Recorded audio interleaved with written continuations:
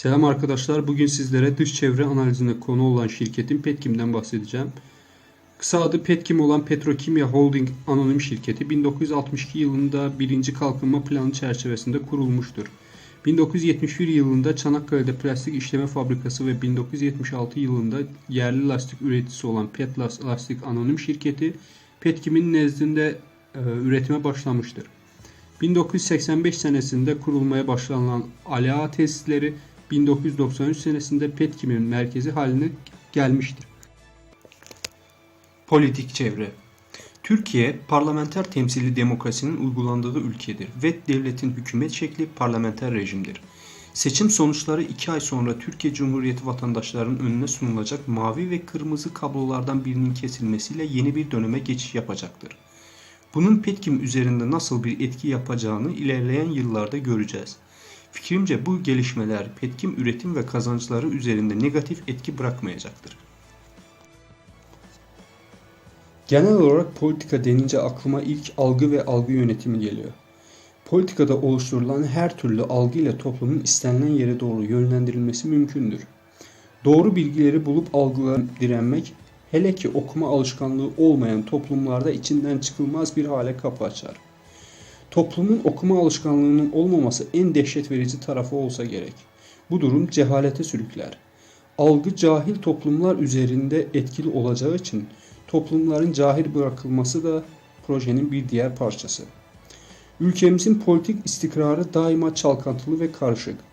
En son 15 Temmuz askeri darbe girişimi öncesindeki 15 yıllık süreç ve sonrasındaki 9 ay süreyle olağanüstü hal ilanı bunu söylememizde haksız olmadığımızı tasdikler nitelikte. Devletin iş hayatına müdahale eğilimini şirketlerin varlık fonlarının devredilmesiyle alakalı politikasında şahidi olduk. Tabii tüm bu yaşananlar ve terör saldırıları, terör örgütleri ile mücadele, analize konu olan şirketimin yönetim, üretim ve ticari ilişkilerine negatif tesiri olmuştur. Son 2 yılda Petkim ile ilgili medya haberlerini incelerseniz, FETÖ terör örgütü mensubu olan Petkim'in üst düzey yöneticilerinin tutuklanması haberleriyle karşılaşabilirsiniz. Ekonomik çevre. Para ve maliye politikaları deyince 58. ve 59. hükümetler dönemi yani 2002-2007 hatta 2009 yılları arasında yapılan özelleştirmelerle ekonomiye büyük miktarlarda döviz girişi sağlayan işlemleri hatırlarız. Bu işlemler Petkim'in akıbetinde ve gelecek ticari hayatında büyük rola sahip. 2005 yılında ilk olarak Özelleştirme Yüksek Kurulu'nun kararıyla Petkim Yarımca Kompleksi TÜPRAŞ'a devredildi. Çanakkale Plastik İşleme Fabrikası Ali Ağa kompleksine transfer edilirken bir sıra tesisler 2005 yılında devreye alındı. Petkim'e ait olan kuru yük iskelesinin 3. şahısların kullanımına açılmasıyla beraber ilk adım tamamlandı. Aynı yıl içerisinde Petkim'in sermayesi 117 trilyon TL'den 204,75 trilyon TL'ye yükseltildi.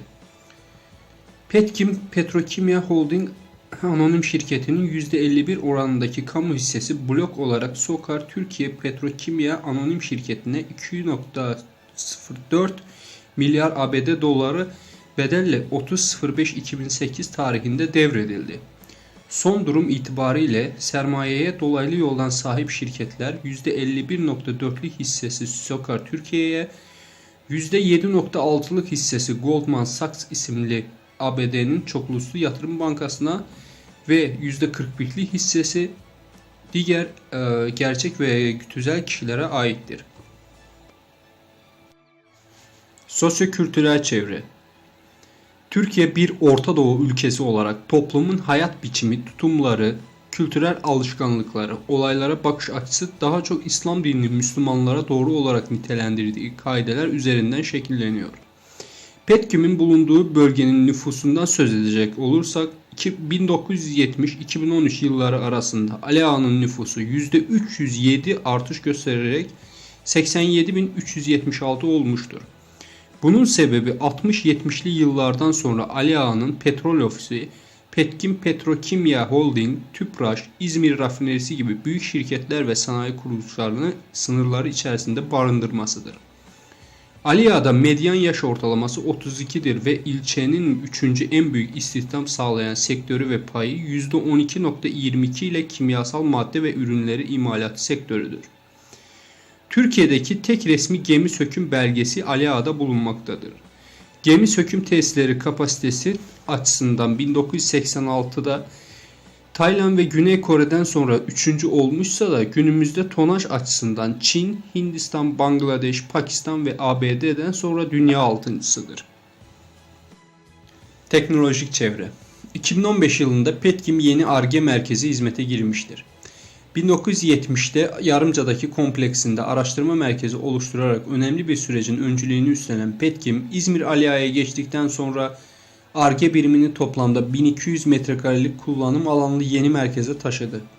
Petkim Ar-Ge merkezinde 8 laboratuvar, 5'i doktoralı ve 9'u yüksek lisanslı olmak üzere 42 deneyimli araştırmacı petrokimya, malzeme, metalurji, plastik ve ambalaj sektörleri için araştırma yapmaktadırlar.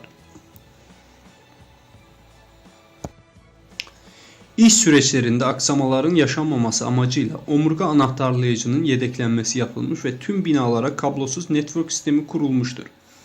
PhD ve Workcenter sistemlerinin bulunduğu tüm sunucular yüksek performanslı sunucularla yenilenmiştir. Yeni kurulan teknolojiler sayesinde Petkim Türkiye'de ağırlıklı olarak ithalat yoluyla karşılanan ambalaj, plastik, otomotiv, savunma, medikal, bilgi teknolojileri gibi sektörlere yönelik üretilecek katma değeri yüksek ürünler konusunda uzmanlaşmaktadır. Petkim 2015 yılında gerçekleştirdiği 484.3 milyon dolarlık ihracatla Ege bölgesinin en fazla ihracat yapan üretici şirketi oldu.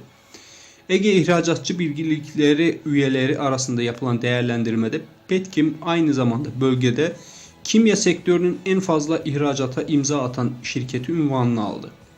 Türkiye'nin petrokimyasal ham madde üreticisi Petkim, 2015 yılını 639.2 milyon TL net karla tamamladı. Yılın ilk çeyreğinden itibaren başlayan performans yılın tamamına yansıyarak %14 gibi yüksek net kar marjını ortaya çıkardı. 12 aylık dönemde 4 milyar 532.6 milyon TL üzerinde ciro yapan şirketin aktif büyüklüğü 5 milyar 460.7 milyon TL'dir. Hazırlamış olduğum Petkim Petrokimya Holding Anonim Şirketi'nin dış çevre analizinden sizlerle paylaşacaklarım bu kadar. İzlediğiniz için teşekkür ederim.